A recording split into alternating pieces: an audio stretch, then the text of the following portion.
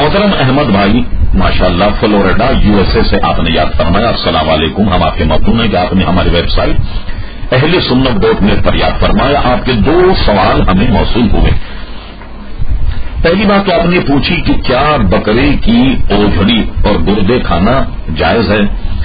گردے کھانے کو تو علماء نے صرف اس لیے مکروہ لکھا، یعنی مکروہ ہے تنزیہی، کہ گردوں میں سے ہوتا ہوا پیشاب جاتا ہے، کیوں پیشاب یعنی گردوں سے ہوتا ہوا جاتا ہے، لہذا پیشاب کی گزرگاہ ہونے کی وجہ سے اسے مکروہ کہا گیا، یعنی یہ کہ کھا سکتے ہیں لیکن مکروہ تنزیہی۔ اب اس کے بعد آپ نے پوچھا کہ اوجڑی کا کیا حکم ہے؟ اوجڑی کے متعلق یہ ہے کہ اوجڑی کھانا مکروہ تحریمی۔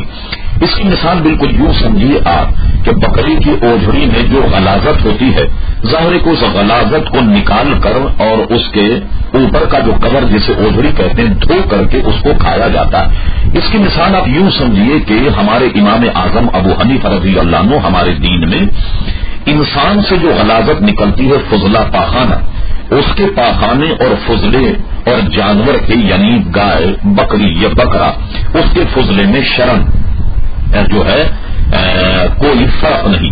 اب مجھے بتائیے کہ کیا آپ گوشت لیے جا رہے ہیں اور آپ کا گوشت اگر غلاظت میں گر جائے تو کیا آپ اس کو دھو کر کے کھانا پسند کریں گے؟ ہرگز نہیں۔ تو اسی طریقے سے اوجڑی میں جو غلاظت لگی ہوتی ہے اس اوجڑی کو صاف کر کے دھو کر کے کھانا بھی اسی کے مترادف ہے، اور اس کو آدمی کی طبیعت بھی پسند نہیں کرتی، اور آپ جانتے ہیں کہ اس میں ایک بدبو بھی ایسی خاص قسم کی ہوتی ہے کہ جس سے آدمی کھانے سے گریز کرتا ہے، لہذا اوجڑی کو نہ کھایا جائے۔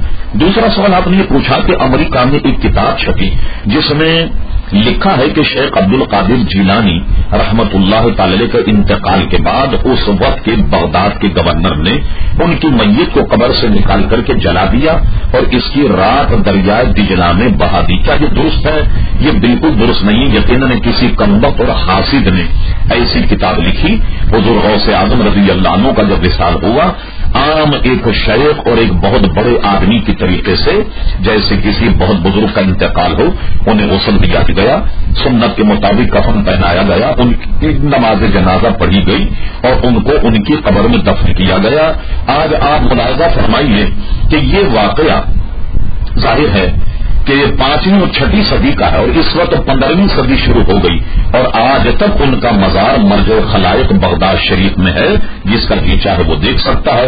لہذا کسی حافظ نے اس واقعے کو پڑھ کر اور اسے کتابی شکل دے کر مسلمانوں کو گمراہ کرنا چاہتا ہے۔ ایسی گمراہی اور ایسی گمراہ کن لٹریچر اور کتب سے مسلمانوں کا باخبر رہنا اور اس سے بچنا بے حد ضروری ہے۔ شکریہ۔ کتنے سوال؟ محترم جناب احمد صاحب فلوریڈا USA، آپ کے ہمیں 3 سوال موصول ہوئے۔ پہلا سوال آپ نے یہ کیا کہ آپ نے یعنی مجھ پر آپ نے یہ ارشاد فرمایا کہ آپ نے حاجی امداد اللہ مہاجر مکی کو رحمت اللہ علیہ کہا، کیا وہ سنی تھے؟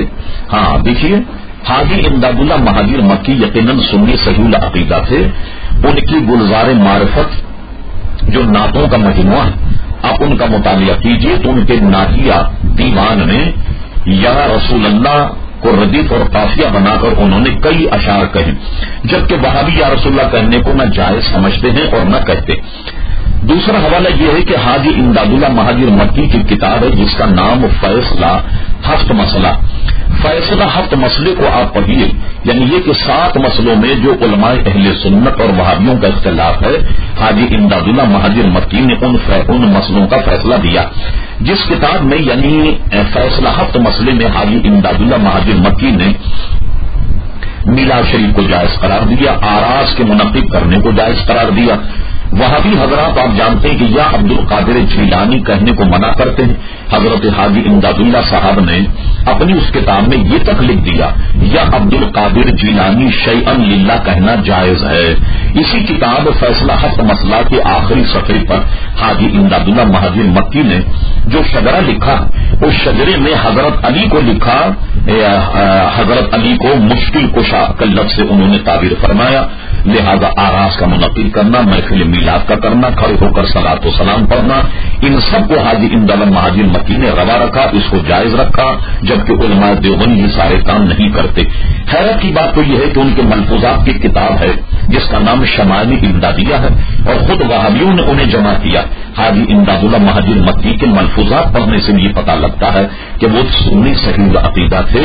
اور اسی طریقے سے ان کی ایک تقریر جو انوار احمدی جو بعض عربی اشعار اور محفل میلاد کے بیان میں ہے، جس کے مصنف حضرت علامہ مولانا انوار اللہ صاحب فاروقی رحمت اللہ تعالی نے، جن کا تعلق حیدرآباد دکن سے تھا، مولانا انوار اللہ صاحب نے وہابیوں کا اس کتاب میں رد کیا اور اس پر تقریر حاجی امداد اللہ مہاجر مکی صاحب کی ہے، جس سے پتہ لگا کہ حاجی امداد اللہ مہاجر مکی باوجود اس کے کہ مشہور زمانہ وہابی ان کے مرید تھے، لیکن وہ سنی صحیح العقیدہ تھے۔ پھر آپ نے یہ پوچھا تیسرا سوال کہ واشنگ مشین میں کپڑے پاک کرنے کا کیا طریقہ؟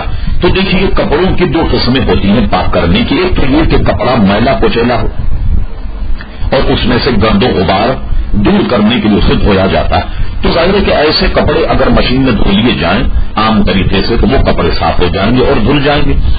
اصل مسئلہ یہ ہے کہ شرم مسئلے کی، یعنی یہ کہ پاکی کپڑے کی وہ کیسے حاصل؟ مثال کے طور پر اگر کپڑے میں پاخانہ لگا ہو یا پیشاب ہو یا کوئی ایسا عنصر لگ جائے کہ جس کا پاک کرنا ضروری، وہ اگر واشنگ مشین میں مثال کے طور پر 15 کپڑے آپ نے ڈالے اور ایک کپڑا اگر ناپاک اس میں ڈال دیا تو یہ ناپاک کپڑا 15 کپڑوں کو بھی ناپاک کر دے گا جو صاف ہیں۔ اس لیے آپ ایسا کریں کہ جو ناپاک کپڑا اس کو مشین میں نہ دھوئیں، مشین میں تو عام فہم کپڑوں کو دھو دیں جو میلے اور کچیلے ہوتے، اور جو ناپاک کپڑا ہے اس کو اچھی طریقے سے دھوئیں۔ جب آپ کو تسلی ہو جائے کہ کپڑے سے غلاظت نکل گئی، اس کو اچھی طریقے سے آپ نچوڑ لیں، اور نچوڑنے کے بعد ایک ایسا برتن لے لیجیے جس میں وہ کپڑا آ جائے، اور آنے کے بعد میں آپ نل کا کھول دیں اور کپڑے میں چھوٹی یا کوئی ایسا چھوٹا برتن جب بھر جائے اور وہ ناپاک کپڑا جسے آپ نے دھویا اچھی طریقے سے کھول کر نیچے اوپر کر لیں، اور اس برتن کے نل کے نیچے جب آپ برتن لگا دیں اور نلکا کھولیں اور نلکے میں سے پانی نکل کر برتن میں جب یہ پانی چھلکنے لگ جائے، برتن کے اوپر سے گرنے لگ جائے، اب آپ اس کپڑے کو بہتے ہوئے پانی میں سے نکال لیجئے۔ یہ چونکہ پانی بالٹی وغیرہ کے اوپر سے چھلک کر نکل رہا ہے تو یہ بہتے ہوئے پانی میں ہونے کی وجہ سے جب آپ اس میں سے یہ کپڑا نکالیں گے تو کپڑا